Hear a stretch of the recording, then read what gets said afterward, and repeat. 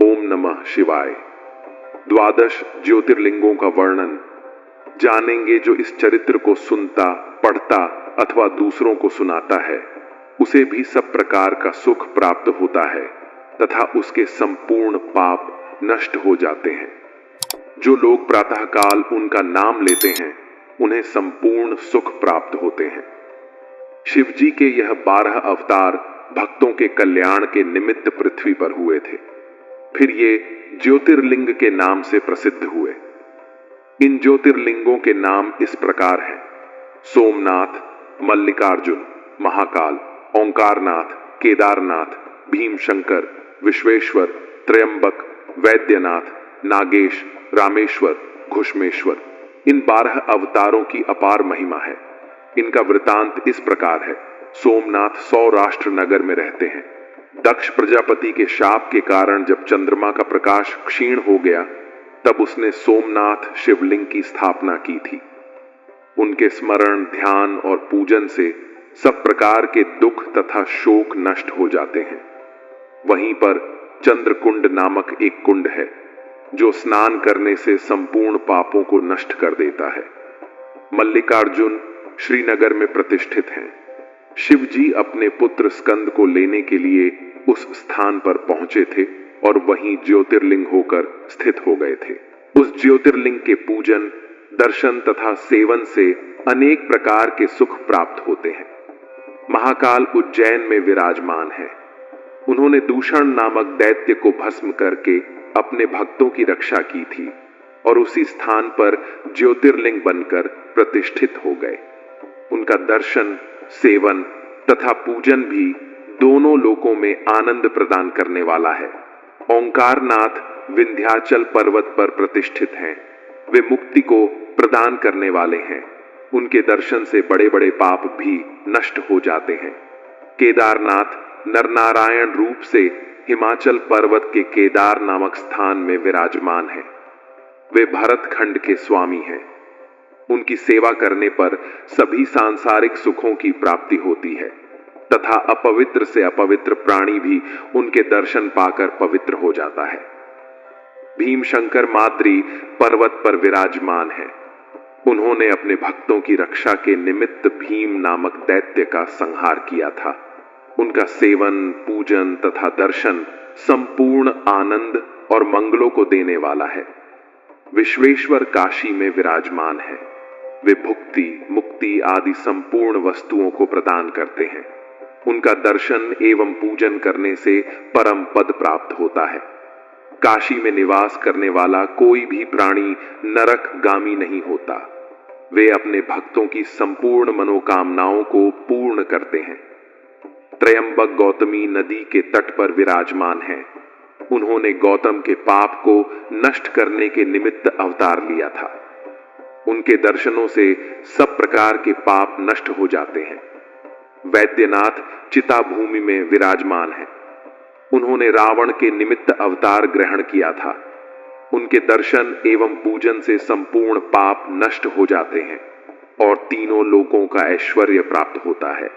उनकी महिमा अनंत है। नागेश जी दारुक वन में विराजमान हैं।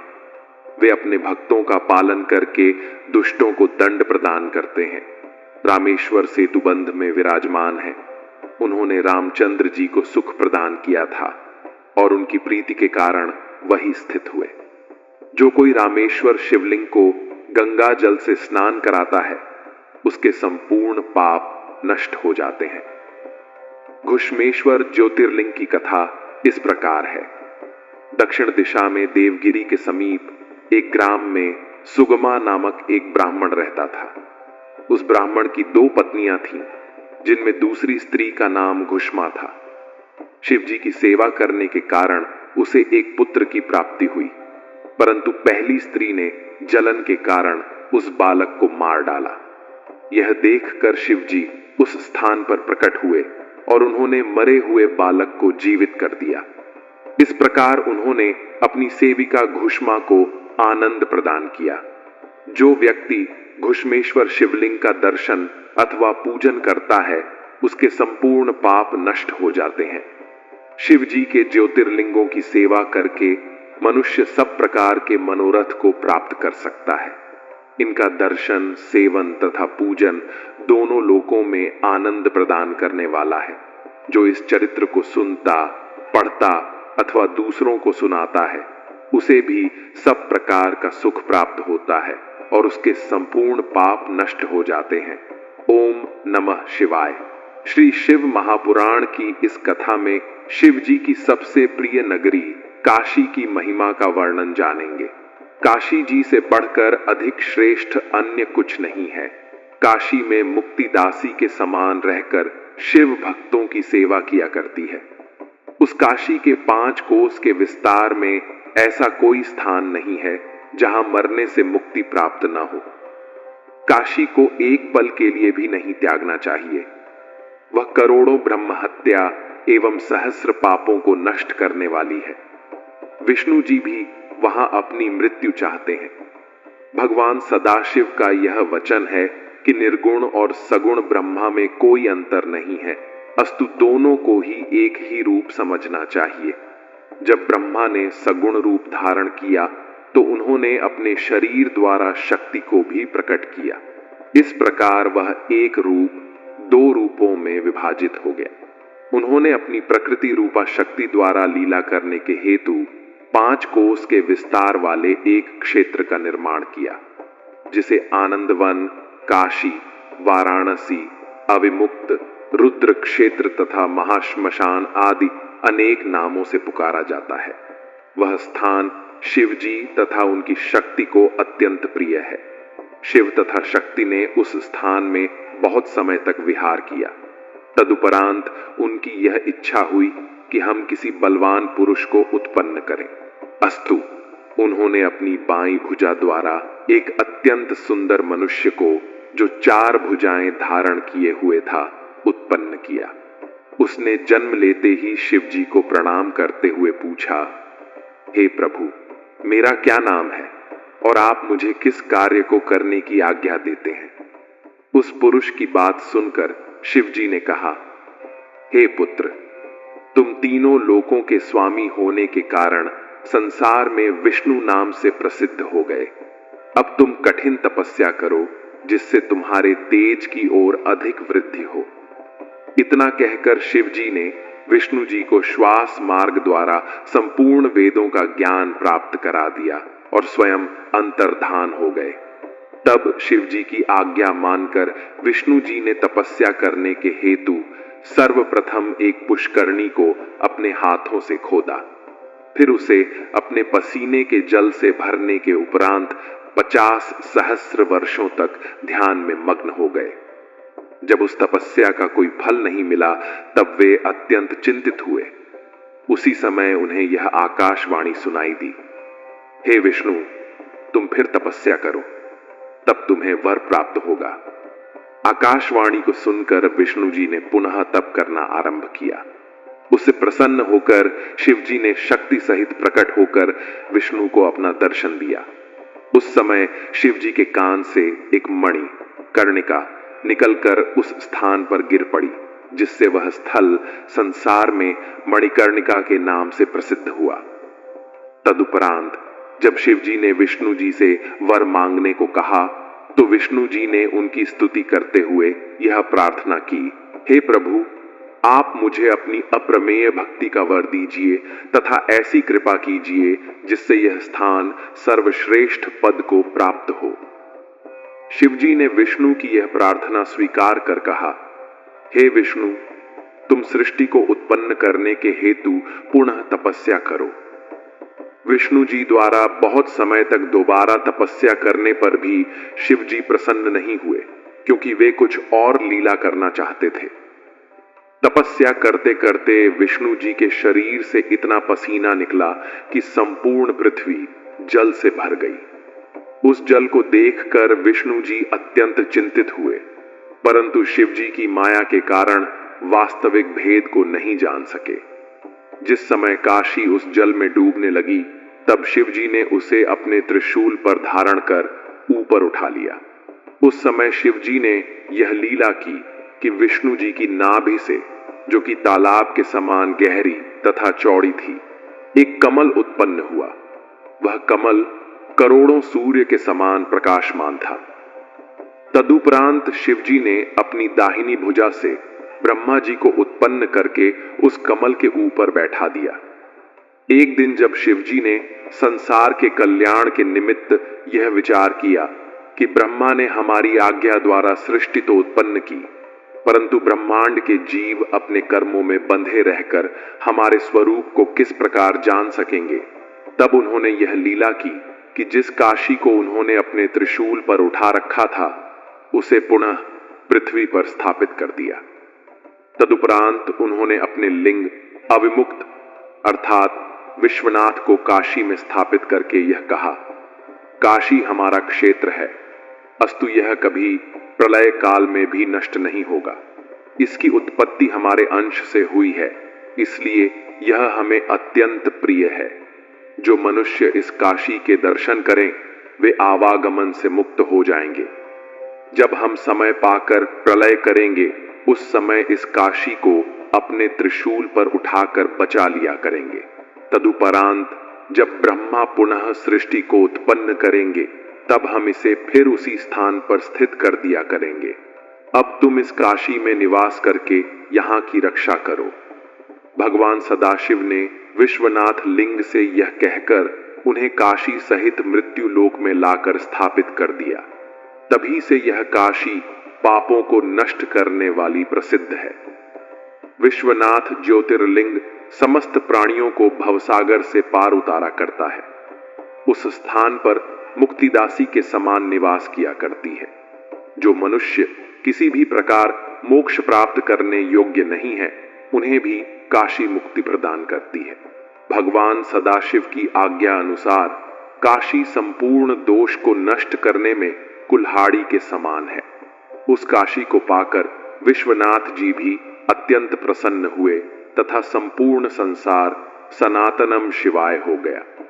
श्री शिव महापुराण की इस कथा में रामचंद्र जी द्वारा स्थापित रामेश्वरम ज्योतिर्लिंग का वरदान जानेंगे। विष्णु जी ने देवताओं के कार्य के लिए पूर्ण अवतार लिया। पिता अत्यंत आनंदित हुए। उन्होंने फिर विश्वामित्र के साथ जाकर उनके यज्ञ की रक्षा की तथा सुबाहु को सेना सहित मार डाला।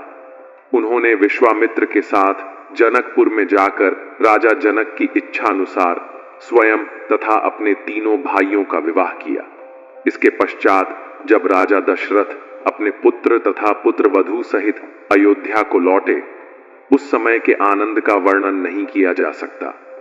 निदान देवताओं ने अपने कार्य की सिद्धि के लिए अनेक उपाय करके भरत की माता कैकेयी को रामचंद्र जी के विरुद्ध भड़का दिया, जिसके परिणाम स्वरूप कैकेयी ने रामचंद्र जी को दशरथ से कहकर वनवास दिलवाया। अयोध्या से वन को जाते समय रामचंद्र जी सर्वप्रथम चित्रकूट को गए। वहां उन्होंने मत्तगयंद शिव जी की पूजा की। उस मूर्ति को ब्रह्मा जी ने वहां स्थापित किया था।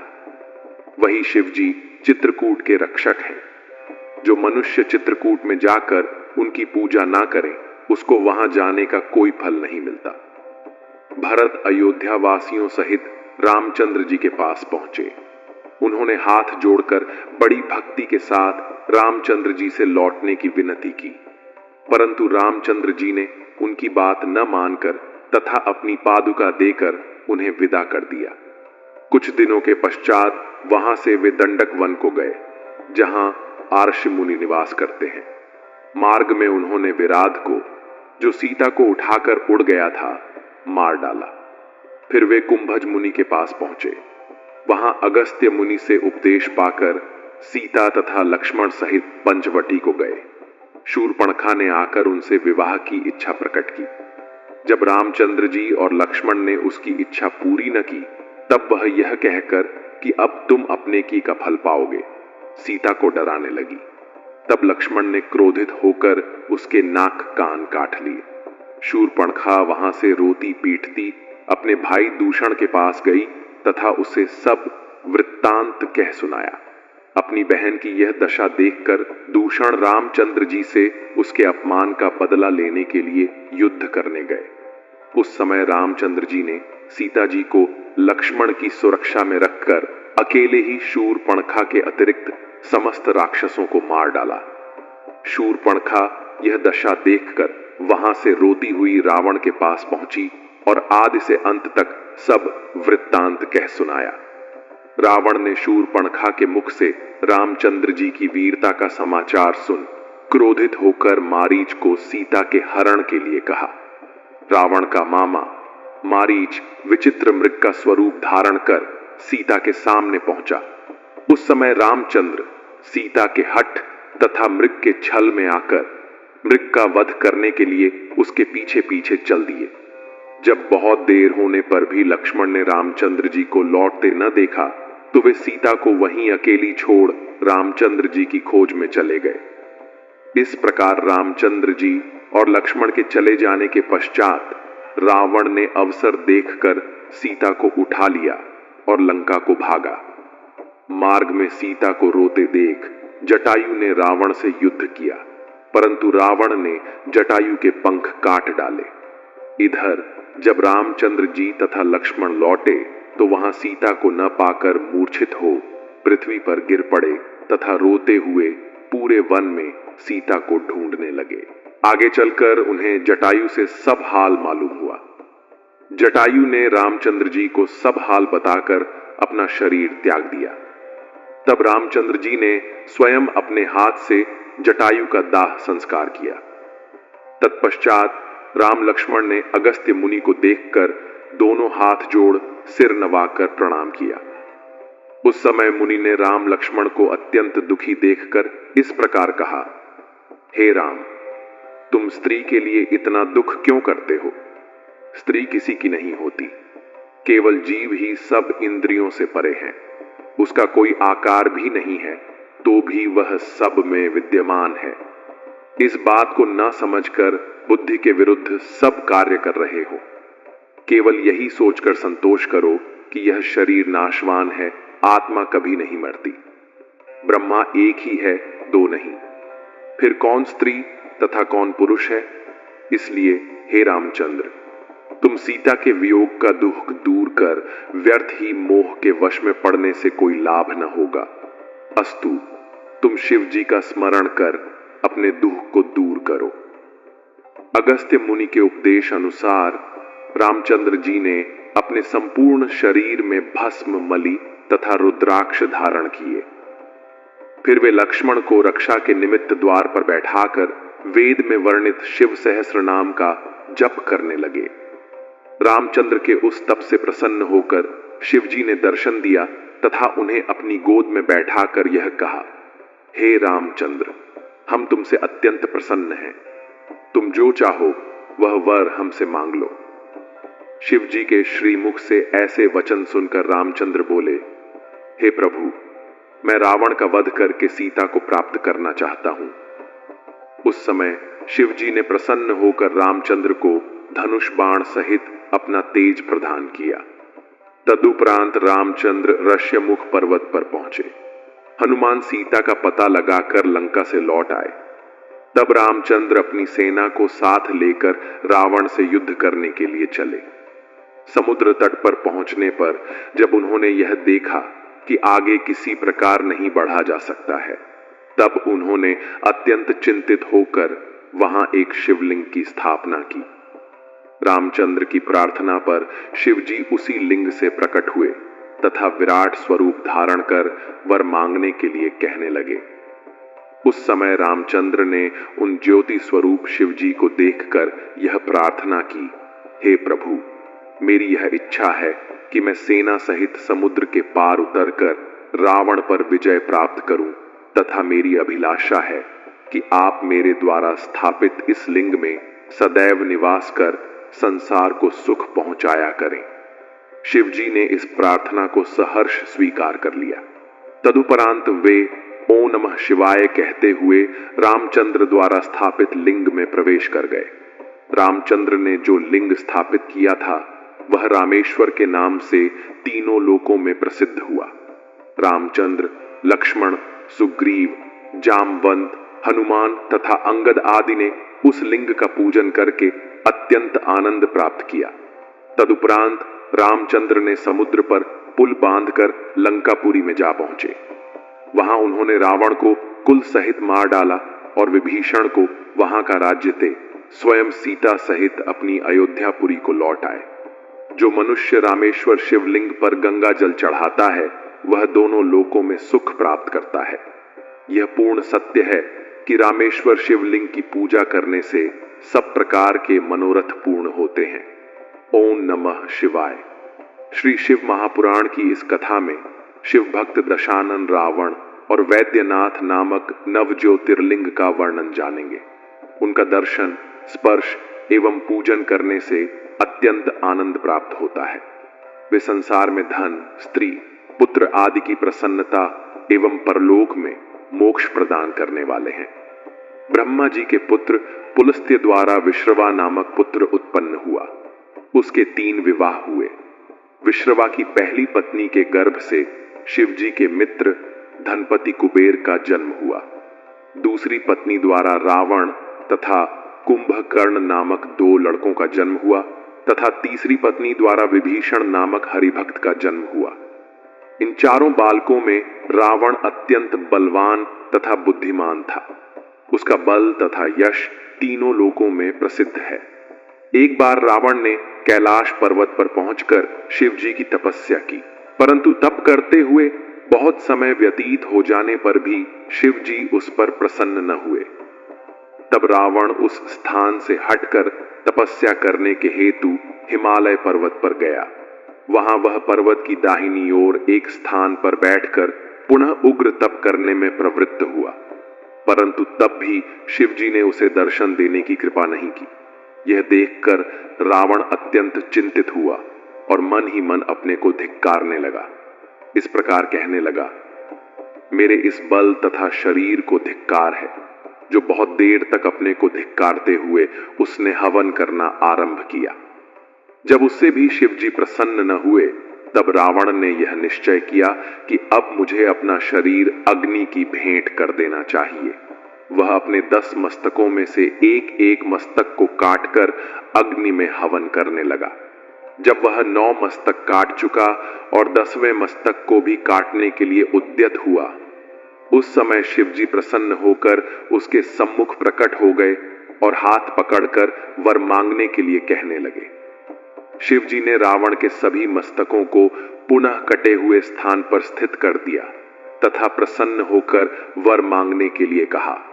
उस समय रावण ने अत्यंत आनंद मग्न होकर हाथ जोड़कर प्रार्थना करते हुए यह कहा, हे प्रभु, मैं अत्यंत पराक्रमी होना चाहता हूं तथा यह चाहता हूं कि आप मेरे नगर में चलकर निवास करें। यह सुनकर शिव जी ने उत्तर दिया, हे रावण, तुम हमारे लिंग को उठाकर ले जाओ तथा इसका सदैव पूजन किया करो, परंतु यदि तुमने इस लिंग को मार्ग में कहीं रख दिया तो यह वहीं पर स्थित हो जाएगा और तुम्हारे साथ नहीं जाएगा। रावण इस बात को स्वीकार करते हुए बोला, हे प्रभु, आप 2 रूपों में विभाजित हो जाइए, तब मैं आपको कामवड़ में उठाकर अपने नगर में ले जाऊंगा। यह सुनकर शिव जी ने अपने 2 लिंग स्वरूप धारण किए। रावण उन दोनों शिवलिंगों को कांवड़ में दोनों ओर रखकर ले चला। जब वह कुछ दूर आगे निकल आया, तब शिव जी ने यह चरित्र किया कि रावण को लघु शंका करने की इच्छा हुई। उस समय रावण अत्यंत व्याकुल हुआ और यह सोचने लगा कि यदि कोई व्यक्ति यहां मिल जाए और कुछ देर के लिए इस कांवड़ को उठाए रहे तो मैं लघु शंका निवारण कर लूं। उसी समय वहां उसे एक गौ चराने वाला दिखाई दिया। रावण ने उससे यह प्रार्थना की, तुम कुछ देर के लिए इस कांवड़ को अपने कंधे पर उठाए रहो जिससे मैं लघु शंका कर लूं। यह सुनकर चरवाहे ने उत्तर दिया, हे रावण, मैं 2 घड़ी तक इस कांवड़ को लिए रहूंगा, परंतु इस समय के भीतर ही यदि तुमने कांवड़ को न ले लिया तो मैं इसे पृथ्वी पर रख दूंगा। रावण ने अहीर की यह बात स्वीकार कर ली। तत्पश्चात वह उसे कांवड़ देकर स्वयं लघु शंका करने बैठ गया। उस समय शिव जी ने अहंकार को नष्ट करने वाली अपनी माया को प्रकट करके रावण का मूत्र इतना अधिक बढ़ाया कि उससे एक तालाब भर गया। उधर वह कांवड़ भी इतनी अधिक भारी हुई कि चरवाहा उसे अधिक देर तक उठाए न रह सका तथा उसे पृथ्वी पर रखकर चला गया। पृथ्वी पर रखे जाते ही वे दोनों लिंग अपने अपने स्थान पर दृढ़ता पूर्वक जम गए। तत्पश्चात जब रावण लघु शंका करके उठा और उनके समीप आकर कांवड़ को उठाने का प्रयत्न करने लगा तो वे बल लगाने पर भी अपने स्थान से नहीं हटे। यह देखकर रावण निराश हो अपने अंगूठे द्वारा उन दोनों लिंगों को पृथ्वी में दबाकर लौट आया। उसी समय से वे दोनों लिंग अपने अपने स्थान पर स्थित हैं। जो लिंग कांवड़ के अगले भाग में था वह गोकर्ण क्षेत्र में स्थित होकर चंद्रभाल के नाम से प्रसिद्ध हुआ। उसकी महिमा का वर्णन पहले किया जा चुका है। जो लिंग कांवड़ के पिछले भाग में था वह वैद्यनाथ के नाम से संसार में प्रसिद्ध हुआ, जो चिता भूमि में स्थित है। यह वैद्यनाथ नामक ज्योतिर्लिंग अत्यंत आनंद प्रदान करने वाला है। जिस समय रावण शिवलिंग को उठाने में असमर्थ रहा तब वह अपने अहंकार को भुलाकर अत्यंत प्रेम पूर्वक शिव जी की स्तुति करने लगा। उस समय यह आकाशवाणी हुई, हे रावण, तुम अपने नगर में जाकर निशंक राज्य करो। जब तुम्हारे हृदय में गर्व उत्पन्न होगा तभी तुम दुखी हो जाओगे। इस वरदान को पाकर रावण अत्यंत प्रसन्न होकर घर लौट आया। उस समय सब दैत्यों ने उसे अपना राजा स्वीकार किया। वह अपनी मंदोदरी नामक रानी के साथ प्रसन्न होकर शिवजी की भक्ति में संलग्न बना रहा। उसकी पत्नी मंदोदरी पंचकन्याओं में एक परम सुंदरी तथा पतिव्रता थी। उसके मेघनाद के समान यशस्वी पुत्र उत्पन्न हुए थे। उसके अत्याचार से दुखी होकर एक बार सब देवता मिलकर विष्णु जी के समीप पहुंचे। उन्हें देखकर विष्णु जी ने पूछा, हे देवताओं, तुम्हारे मुख पर चिंता की रेखाएं खिंच रही हैं। इससे प्रतीत होता है कि तुम लोग बहुत दुखी हो। यह सुनकर देवताओं ने रावण के अत्याचारों का वर्णन करते हुए कहा, हे प्रभु, उसने देव पत्नियों को अपने घर में डाल रखा है तथा अनेक प्रकार के अत्याचारों द्वारा संसार को दुख पहुंचा रहा है। अब आप कृपा करके उस अन्याय का शीघ्र वध कर डालिए। ये सुनकर विष्णु जी अत्यंत क्रुद्ध हो देवताओं को साथ ले रावण से युद्ध करने के लिए चल दिए। जब रावण ने यह देखा कि विष्णु जी देवताओं को साथ लेकर उससे युद्ध करने के लिए आए हैं तो वह भी अत्यंत क्रुद्ध हो युद्ध क्षेत्र में आ पहुंचा तथा शिव जी की कृपा का बल प्राप्त करके युद्ध करने में प्रवृत्त हुआ। उस समय दोनों ओर से अस्त्र शस्त्र तथा बाणों की वर्षा होने लगी। विष्णु जी ने अपनी नंदक तलवार चलाई जो रावण के शरीर का स्पर्श पाते ही कुंठित हो गई।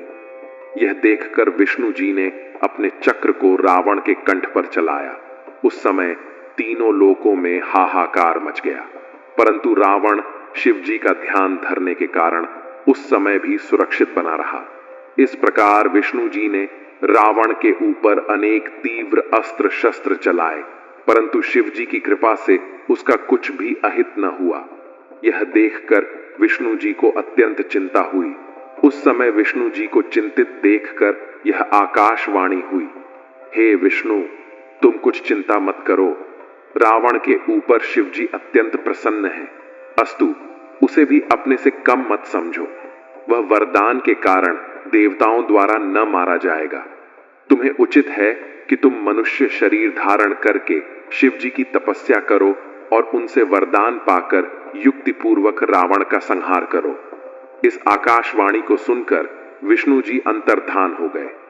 तब रावण सब देवताओं को पकड़कर नगर में लौट आया और निर्भय होकर तीनों लोकों का राज्य करता हुआ प्रसन्न रहने लगा। जो देवता भाग निकले थे वे फिर विष्णु जी की शरण में जा पहुंचे। इसके बाद विष्णु जी ने नारद को अपने पास बुलाया और कहा कि तुम कोई ऐसा उपाय करो जिससे शिव जी क्रुद्ध होकर रावण को शाप दे डालें। इस युक्ति के हो जाने पर हम पृथ्वी पर मनुष्य का अवतार लेंगे और शिव जी को प्रसन्न करके उनके वरदान द्वारा रावण का वध करेंगे। इतना कहकर विष्णु जी ने नारद को विदा किया तथा सब देवता भी अपने अपने लोक को चले गए। तब विष्णु जी की आज्ञा अनुसार नारद रावण के समीप जा पहुंचे। रावण ने उनका अत्यंत आदर सत्कार किया। तब नारद ने रावण से कहा, हे दशानन, हम तुम्हारे राज्य, तेज तथा न्याय को देखने के लिए यहां आए हैं। तुम्हारे ऊपर शिव जी की जैसी कृपा है वैसी उन्होंने किसी और पर नहीं की है। तुम हमें यह तो बताओ कि शिव जी की ऐसी प्रसन्नता का कारण क्या है। यह सुनकर रावण ने उत्तर दिया, हे देवर्षि, मैं आपसे संपूर्ण वृत्तांत कहता हूं, सुनिए। सर्वप्रथम मैं कैलाश पर्वत पर तपस्या करने के निमित्त गया। मैं वहां अग्नि प्रज्वलित कर अपने मस्तकों को काट काट कर उसमें हवन करने लगा। जिस समय मैं अपने 9 मस्तक काट चुका और 10वां मस्तक भी काटने को हुआ, उसी समय शिवजी ने मुझे अपना दर्शन देकर कृतार्थ किया। तब मैंने उनसे यह वरदान मांगा कि कोई भी देवता मुझ पर विजयी न हो सके। शिवजी ने मुझे इच्छित वरदान दिए तथा मेरे मस्तकों को भी फिर से उत्पन्न करके अनेक अन्य वरदान भी दिए। उस समय से मैं निर्भय होकर तीनों लोकों का राज्य करता हूं। रावण के मुख से यह वचन सुनकर नारद इस प्रकार बोले, हे रावण, सच पूछा जाए तो शिवजी ने तुम्हारे ऊपर विशेष कृपा नहीं की, क्योंकि वे तुम्हारे घर नहीं आए। उन्होंने प्रथम तो अपना लिंग रूप ही दिखाया, दूसरे वे मार्ग में ही रह गए। अस्तु, हम तुम्हें एक उपाय बताते हैं। उसे करने से तुम सदैव निर्भय तथा प्रसन्न रहोगे। यह सुनकर रावण ने पूछा, वह उपाय क्या है? नारद ने उत्तर दिया, हे रावण, तुम पर्वत को ही उखाड़ कर यहां ले आओ। शिवजी को कुबेर के समीप रहते हुए बहुत दिन हो गए हैं। अब उन्हें तुम्हारे पास आकर रहना चाहिए। शिवजी को भी यह उचित है कि वे तुम्हारे पास आकर रहें। उनके यहां आ जाने पर तुम सदैव निर्भय तथा प्रसन्न बने रहोगे और वे हर समय तुम्हारी सहायता करते रहेंगे। इतना कहकर नारद रावण के पास से चले आए और देवताओं को सब समाचार कह सुनाया। इस प्रकार रावण नारद की माया से प्रभावित होकर चल पड़ा। तब वह अत्यंत अहंकार में भरकर कैलाश पर्वत के समीप जा पहुंचा। फिर उसने कैलाश पर्वत को जड़ से उखाड़ दिया, जिसके कारण उस पर्वत की सभी वस्तुएं हिलडुल कर नष्ट हो गई। ये देखकर शिवजी अत्यंत आश्चर्य में भरकर पार्वती जी से बोले, हे प्रिय, यह क्या हो रहा है?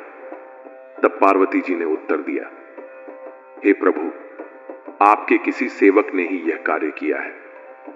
अब आप अपने की को अपनी आंखों से देख लीजिए। गिरिजा के ऐसे वचन सुनकर शिवजी ने जब विचार करके देखा तो उन्हें झांत हुआ कि यह कार्य रावण का है। तब वे गिरिजा से बोले, हे प्रिय, अब मैं किसी को ऐसा वरदान नहीं दूंगा। गिरिजा से इस प्रकार कहकर शिवजी ने रावण को शाप देते हुए कहा, हे रावण, तूने जिन हाथों से हमारे कैलाश पर्वत को उखाड़ा है, उन हाथों को काटने वाला अब शीघ्र ही उत्पन्न होगा। शिवजी यदि चाहते तो स्वयं भी रावण को नष्ट कर सकते थे, परंतु यह नियम है कि स्वामी अपने सेवक का कभी अहित नहीं कर सकता। जब रावण ने इस शाप को सुना तो उसने कैलाश पर्वत को उसी स्थान पर पुनः रख दिया। तत्पश्चात वह अहंकार में भर अपने घर लौट आया और दृढ़ता पूर्वक राज्य करता हुआ अनेक प्रकार के अन्याय करने लगा। इस प्रकार शुभ आचरण के विपरीत चलकर उसने शिवजी की भक्ति को भी त्याग दिया। यह समाचार जब नारद ने देवताओं को सुनाया तब विष्णु जी अत्यंत प्रसन्न हुए और समय पाकर राजा दशरथ के घर में मनुष्य रूप में अवतार लिया। उस समय वे रामचंद्र नाम से संसार में प्रसिद्ध हुए। बाल्यावस्था में रामचंद्र जी लक्ष्मण सहित विश्वामित्र के यज्ञ की रक्षा करने के लिए गए। वहां उन्होंने ताड़का नामक राक्षसी का वध किया। तत्पश्चात उन्होंने जनकपुर में पहुंचकर धनुष तोड़ा तथा सीता के साथ विवाह किया। जब राजा दशरथ ने उन्हें अपने राज्य का उत्तराधिकारी बनाना चाहा, उस समय नारद ने अनेक चरित्र करके भरत की माता कैकेयी की बुद्धि को नष्ट कर दिया, जिसके कारण रामचंद्र, लक्ष्मण तथा सीता सहित वनवास को चले गए। उन्होंने चित्रकूट तथा दंडक वन में भ्रमण करते हुए अनेक दैत्यों का संहार किया। तत्पश्चात जब रावण सीता को हर ले गया तो रामचंद्र जी अत्यंत दुखी होकर अगस्त्य महर्षि की सेवा में पहुंचे और शिव जी का तप करने लगे। तब शिव जी ने प्रसन्न होकर उन्हें अपना धनुष दिया और हनुमान के रूप में उनकी रक्षा करने का आश्वासन दिया। इस प्रकार शिव जी की कृपा से रामचंद्र जी समुद्र पर पुल बांधकर लंकापुरी में जा पहुंचे। वहां उन्होंने रावण का कुल सहित संहार किया और सीता को साथ लेकर अयोध्या में लौट आए। शिव जी की लीला अत्यंत विचित्र तथा आनंद प्रदान करने वाली है। ओम नमः शिवाय। श्री शिव महापुराण की इस कथा में शिव नाम और पंचाक्षर मंत्र की महिमा जानेंगे। नाम का उच्चारण करने से करोड़ों जन्मों के पाप नष्ट हो जाते हैं। ऐसा कोई दोष नहीं है जो शिव नाम जपने से नष्ट न हो जाए। शिव जी की महिमा अपार है। भक्त तथा संतजन शिव जी के नाम को प्राणों से भी अधिक प्रिय समझते हैं। मुनि तथा सिद्ध जन उनके नाम का जप करके संपूर्ण पापों से रहित हो जाते हैं। सीता सहित श्री रामचंद्र जी तथा राधा सहित श्री कृष्णचंद्र जी भी शिव जी का नाम जपते हुए सुखी रहते हैं। जो लोग शिव जी के नाम का जप करते हैं उन्हें परम धन्य समझना चाहिए। जिसके मुख से एक बार भी शिव जी का नाम निकलता है उसके सभी कार्य पूरे हो जाते हैं। शिव जी का नाम जपने से ब्रह्महत्या आदि बड़े बड़े पाप दूर हो जाते हैं।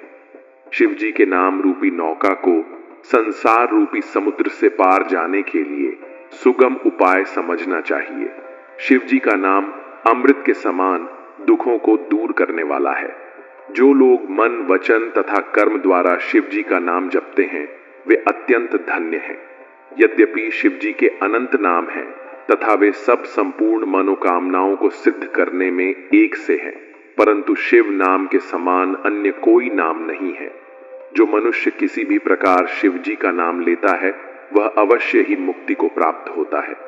इंद्रद्युम्न नामक एक राजा महापापी था। जब उसे एक सिंह ने मार डाला तो उसे लेने के लिए यमराज के दूत गए, परंतु तभी शिव जी की आज्ञा अनुसार शिवगण भी उसे लेने के लिए जा पहुंचे, क्योंकि मरते समय उसने शिव नाम का उच्चारण किया था।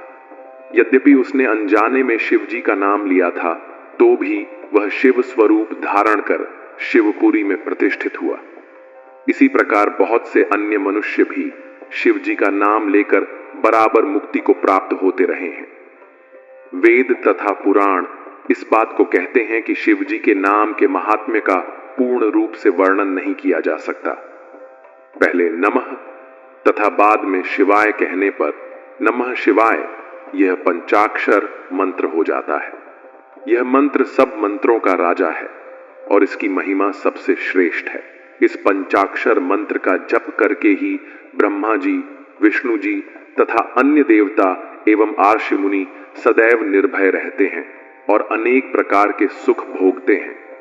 जो प्राणी इस मंत्र का जप करता है उसके सभी पाप और दोष नष्ट हो जाते हैं तथा शिव जी किसी भी अवस्था में उसके ऊपर अप्रसन्न नहीं होते। पंचाक्षर मंत्र परम श्रेष्ठ है तथा इसकी महिमा अनंत है। इस मंत्र का जप करने से सभी सिद्धियां प्राप्त होती हैं तथा सहस्र पाप नष्ट हो जाते हैं। वेदों ने भी इस मंत्र के द्वारा सिद्धि प्राप्त की है। सच्चिदानंद स्वरूप भगवान सदाशिव इस मंत्र में सदैव स्थित रहते हैं।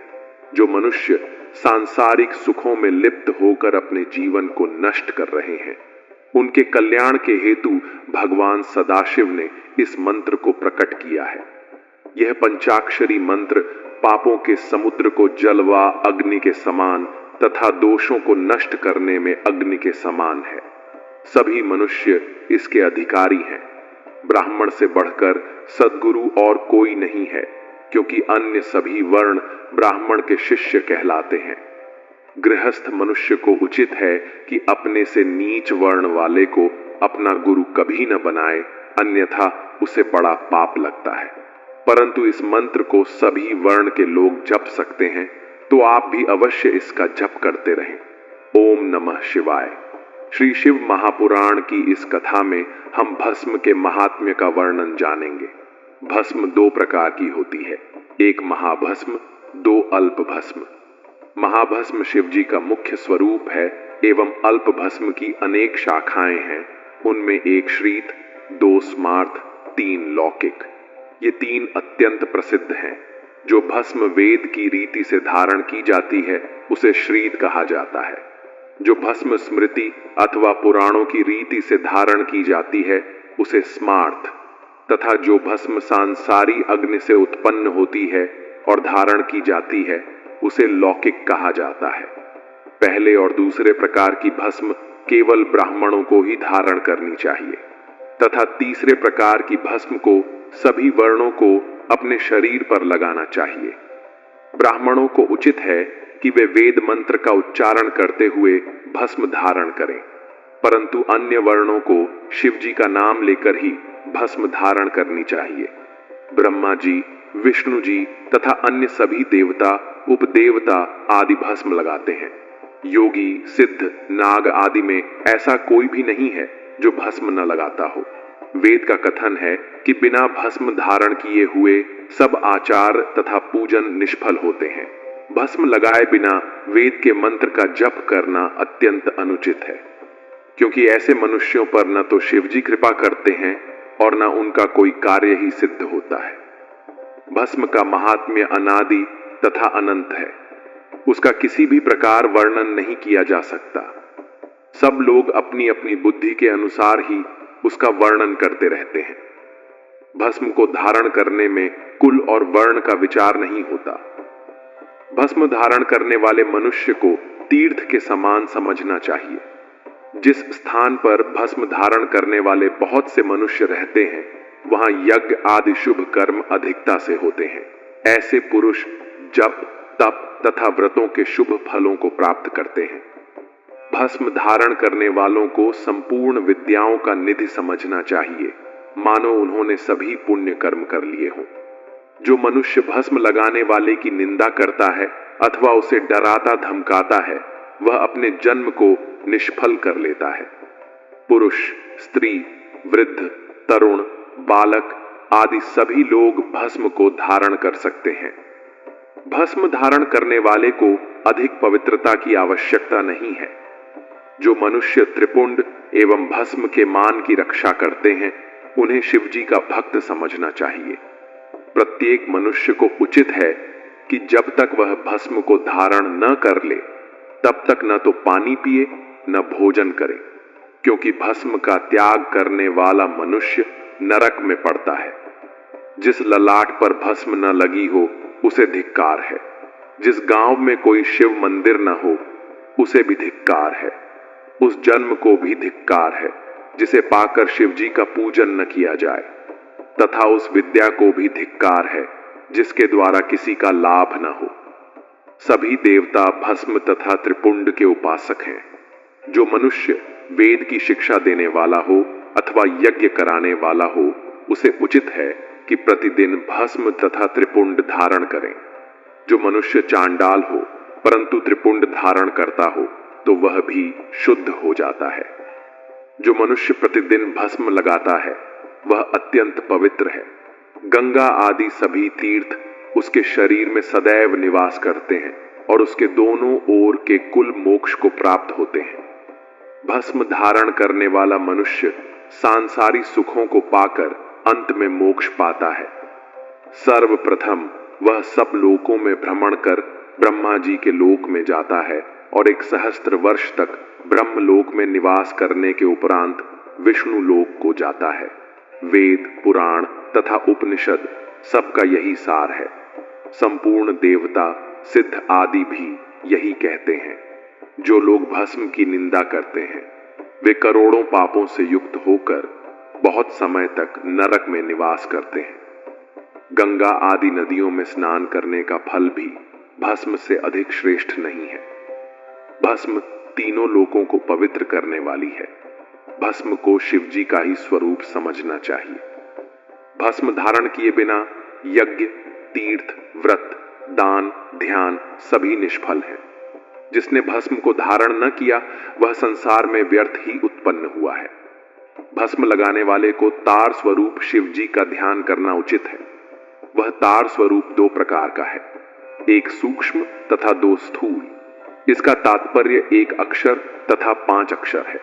भस्म 3 प्रकार की होती है, जिसे पहले कहा जा चुका है। कुछ लोग उसका वेद, शिवाण, भव इन 3 प्रकार से भी वर्णन करते हैं। इन प्रकारों में अधीर मंत्र मुख्य है। अस्तु, अधीर मंत्र द्वारा भस्म धारण करने पर यह उचित है कि शुद्ध लकड़ी को जलाकर जो भस्म बने उसे धारण करना चाहिए। भस्म बनाने का श्रेष्ठ नियम यह है कि बेल, पलाश, शमी, वट तथा पीपल की लकड़ी को भस्म के निमित्त जलाएं। इसके अतिरिक्त दारू, लोहा, मिट्टी, कांसा, चांदी आदि धातुओं की बनाई हुई तथा जो अन्न भवन के कार्य में लगाया जाता है उसके द्वारा बनाई हुई भस्म भी अत्यंत पवित्र होती है। भस्म धारण करने की विधि इस प्रकार है। त्रिपुंड शब्द से 3 रेखाओं का बोध होता है। उन रेखाओं में एक एक देवता विराजमान रहते हैं। भ्रिकुटी से दोनों भौहों के अंत तक त्रिपुंड लगाना उचित है। पहली रेखा मध्यमा से, दूसरी अनामिका से और तीसरी कनिष्ठा से खींचे। बीच में अंगूठे से भस्म लगाएं। इस प्रकार 27 स्थानों पर रेखा लगाएं। उनमें एक एक देवता निवास करते हैं। प्रणव, शुचि, आत्म, लोक, श्रुति, गण, शुक्ति, सवन तथा देवी, इतने प्रकार के सब देवता हैं।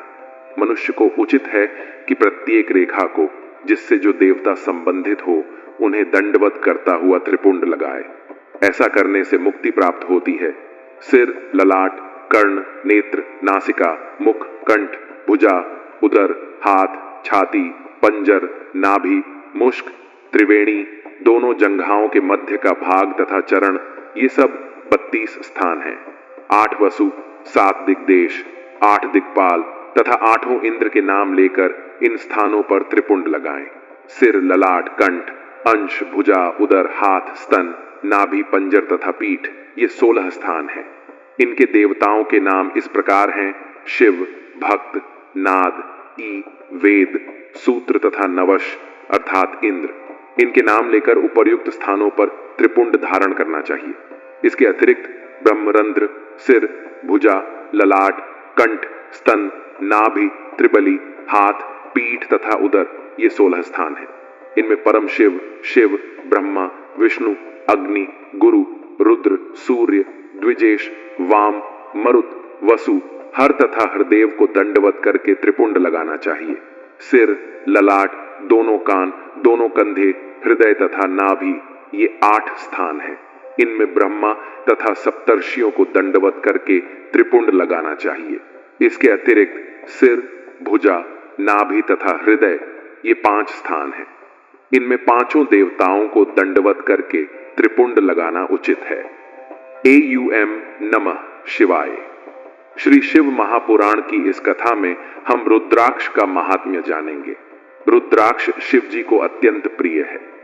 उसका दर्शन करने मात्र से ही संपूर्ण पाप नष्ट हो जाते हैं तथा पूजन करने से दोनों लोकों में आनंद प्राप्त होता है। शिव जी की तपस्या से उनके आंसू वृक्ष बन गए। वे वृक्ष रुद्राक्ष के नाम से प्रसिद्ध हुए। शिव जी की कृपा से वे सभी शिव भक्तों को प्राप्त होने लगे तथा धीरे धीरे प्रत्येक देश में रुद्राक्ष के वृक्ष की उत्पत्ति होने लगी। अयोध्या, मथुरा, काशी, गौड़ देश तथा सह्यगिरि में रुद्राक्ष अधिकता से उत्पन्न होने लगे। रुद्राक्ष पापों को नष्ट करने वाला तथा दर्शन मात्र से ही अप्रमेय सुख प्रदान करने वाला है। रुद्राक्ष का रंग 4 प्रकार का होता है: श्वेत, रक्त, पीत तथा श्याम। चारों वर्णों को इन्हें क्रमानुसार धारण करना चाहिए, अर्थात ब्राह्मण को श्वेत, क्षत्रिय को रक्त, वैश्य को पीत एवं शूद्र को श्याम वर्ण का रुद्राक्ष धारण करना चाहिए। सब देवता, अर्षि मुनियों एवं मनुष्य आदि को मध्यम मास का त्याग करने के उपरांत ही रुद्राक्ष धारण करने की आज्ञा दी गई है। रुद्राक्ष धारण करने वालों को अप्रमेय सुख की प्राप्ति होती है। रुद्राक्ष असंख्य दोषों को दूर करने वाला है। रुद्राक्ष की माला को सब मालाओं से श्रेष्ठ समझना चाहिए। इसे धारण करने से मनुष्य को काल का भय भी नहीं रहता। रुद्राक्ष सभी देवताओं को अत्यंत प्रिय है। विशेषकर 5 देवता इससे अधिक स्नेह करते हैं। शिव जी इसको सबसे अधिक प्रमाण मानते हैं। जो रुद्राक्ष आंवले के फल के समान बड़ा हो वह सर्वोत्तम है। जो बेर के फल के समान हो वह मध्यम है, और जो उससे भी छोटा हो वह अधम गिना जाता है। आंवले के समान रुद्राक्ष सभी कष्टों को दूर करने वाला तथा संपूर्ण मनोरथ को पूर्ण करने वाला है, परंतु कोई भी दुखदाई नहीं होता। जो रुद्राक्ष भिंजी भगजी के समान छोटा हो उसे संपूर्ण मनोरथ को प्रदान करने वाला समझना चाहिए। छोटे रुद्राक्ष की महिमा तथा उसके धारण करने का फल अधिक होता है। जो रुद्राक्ष दृढ़, चिकना, कांटों से युक्त तथा मोटा होता है वह संपूर्ण मनोरथ को प्रदान करता है तथा भक्तों के संपूर्ण पापों को नष्ट कर देता है। निम्नलिखित प्रकार के रुद्राक्ष को धारण नहीं करना चाहिए।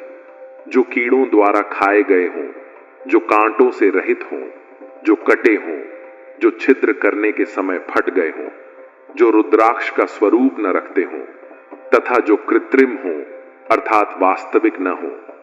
जिस रुद्राक्ष को शिव भक्त स्वयं किसी वृक्ष से लाता है वह सर्वोत्तम है, तथा जो किसी अन्य मनुष्य के द्वारा लाया जाता है वह मध्यम है। मैंने जिस रुद्राक्ष को सर्वोत्तम कहा है उसे धारण करने वाले मनुष्य को भगवान सदाशिव का रूप ही समझना चाहिए। जो लोग जानते बूझते हुए भी मंत्र के बिना रुद्राक्ष धारण करते हैं वे नरकगामी होते हैं और किसी भी स्थान पर सुख प्राप्त नहीं करते। परंतु जो मनुष्य अज्ञानी होते हैं उन्हें मंत्र के बिना रुद्राक्ष धारण कर लेने पर भी कोई पाप नहीं लगता, क्योंकि भगवान सदाशिव ने अपने मुख से स्वयं यह कहा है कि जो लोग मंत्र को जानने वाले न हों वे यदि बिना मंत्र पढ़े ही रुद्राक्ष को धारण करें तो उन्हें कोई पाप नहीं होता। रुद्राक्ष धारण करने वाले को भूत प्रेत आदि कुछ भी कष्ट नहीं पहुंचा सकते। वे तो रुद्राक्षधारी को देखते ही भाग जाते हैं। जो मनुष्य रुद्राक्ष को धारण करता है उसे देखकर शिव जी तथा अन्य सभी देवता अत्यंत प्रसन्न होते हैं। यदि कोई मनुष्य अज्ञानी, दुराचारी अथवा कुकर्मी भी हो परंतु रुद्राक्ष को प्रेम पूर्वक धारण करता हो तो वह समस्त पापों से छूटकर परम पद को प्राप्त करता है। जो मनुष्य रुद्राक्ष की माला पहनकर कर रहित हाथों से मंत्र का जप करता है उसे 10 गुना अधिक फल प्राप्त होता है। जो मनुष्य रुद्राक्ष को अपने शरीर पर धारण करता है उसे न तो अकाल मृत्यु का भय रहता है और न ही कोई कष्ट प्राप्त होता है। रुद्राक्ष को सभी वर्ण तथा सभी आश्रमों के मनुष्यों को धारण करना चाहिए। शूद्र को भी रुद्राक्ष धारण करने का अधिकार है। रुद्राक्ष धारण करने के हेतु श्रद्धा एवं विश्वास को आवश्यक कहा गया है। जो मनुष्य दिन के समय रुद्राक्ष धारण करता है उसकी पिछली रात्रि के संपूर्ण पाप नष्ट हो जाते हैं, और जो रात्रि में रुद्राक्ष धारण करता है उसके दिन के सभी पाप नष्ट हो जाते हैं। अतः उचित तो यह है कि रुद्राक्ष हर समय धारण किए रहना चाहिए। जो लोग भस्म का त्रिपुंड लगाते हैं, रुद्राक्ष धारण करते हैं तथा जटा रखते हैं वे नरकगामी नहीं होते और संसार में उन्हें कुछ भी पाप नहीं लगता। जिनके ललाट पर त्रिपुंड, मस्तक पर रुद्राक्ष और मुख में पंचाक्षर मंत्र है वे सभी लोगों से पूजित होने के योग्य हैं। रुद्राक्ष अनेक प्रकार के होते हैं। एक मुखी रुद्राक्ष भगवान सदाशिव का स्वरूप है। उसके दर्शन मात्र से ही ब्रह्म हत्या आदि पाप नष्ट हो जाते हैं तथा भुक्ति मुक्ति की प्राप्ति होती है। जिसने ऐसे रुद्राक्ष को पा लिया उसे परम सौभाग्यशाली समझना चाहिए। ऐसे रुद्राक्ष को धारण करने वाला मनुष्य हर समय पवित्र तथा पापों से रहित रहता है। द्विमुखी रुद्राक्ष धारण करने से गोवध का पाप नष्ट हो जाता है उसे धारण करने वालों के सभी मनोरथ पूरे होते हैं और उसके घर में सुख की सभी सामग्रियां उपस्थित रहती हैं। त्रिमुखी रुद्राक्ष को धारण करने से धन तथा आयु की वृद्धि होती है एवं स्त्री हत्या का पाप नष्ट हो जाता है। उसे धारण करने वाला तीसरे दिन आने वाला ज्वर कभी नहीं सताता।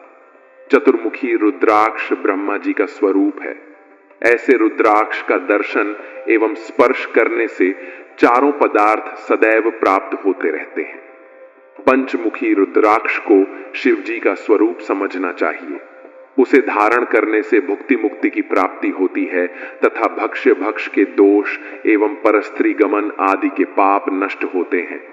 जो लोग पंचमुखी रुद्राक्ष को धारण करते हैं उन्हें कोई दुख नहीं रहता। षणमुखी रुद्राक्ष को स्कंद के समान जानना चाहिए। वह ब्रह्म हत्या आदि पापों को नष्ट कर संपूर्ण सुखों को प्रदान करने वाला है और सदैव दाहिनी भुजा में धारण करने योग्य है। सप्तमुखी रुद्राक्ष को महासेन तथा आनंद कहकर पुकारते हैं। उसे धारण करने पर दरिद्री भी राज्य पद को प्राप्त होता है और उसके संपूर्ण पाप नष्ट हो जाते हैं। अष्टम रुद्राक्ष को बटुक भैरव का रूप जानना चाहिए। उसे धारण करने से आयु की वृद्धि होती है तथा शिव जी की कृपा से अंत में मोक्ष प्राप्त होता है।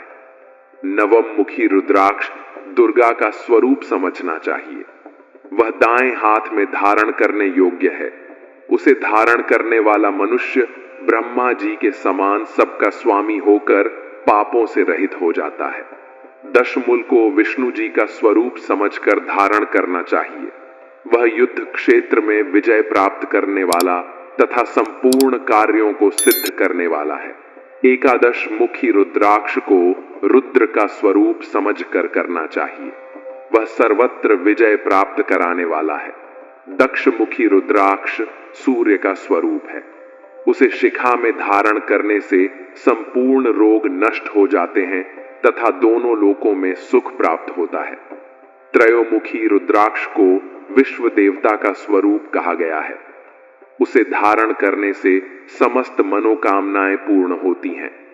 चतुर्दश मुखी रुद्राक्ष को लाला 8 पर बांधने से कभी कोई कष्ट नहीं होता तथा संपूर्ण पाप अतिशीघ्र नष्ट हो जाते हैं। मनुष्य को उचित है कि वह इन सब प्रकार के रुद्राक्ष की माला बनाकर प्रेम पूर्वक धारण करें। 100 दानों की माला मोक्ष प्रदान करने वाली होती है। 140 दानों की माला आरोग्य एवं बल प्रदान करती है। 32 दानों की माला धन देती है। 108 दानों की माला संपूर्ण कार्यों को सिद्ध करने वाली है। पुत्र जीव वृक्ष की कांट की माला पुत्र देने वाली होती है। मणिमाला धन की वृद्धि करती है। मोतियों की माला सौभाग्य प्रदान करती है। कुछ माला पापों को नष्ट करती है। सोने तथा चांदी के दानों की माला सभी मनोरथ को पूरा करती है। स्फटिक की माला श्रेष्ठ गति देती है। कमल की माला आरोग्य तथा धैर्य प्रदान करती है। परंतु रुद्राक्ष की माला धर्म, अर्थ, काम तथा मोक्ष इन चारों फलों को देने वाली है। अस्तु रुद्राक्ष के समान अन्य कोई माला नहीं है। संक्षेप में रुद्राक्ष का यह महात्म्य है।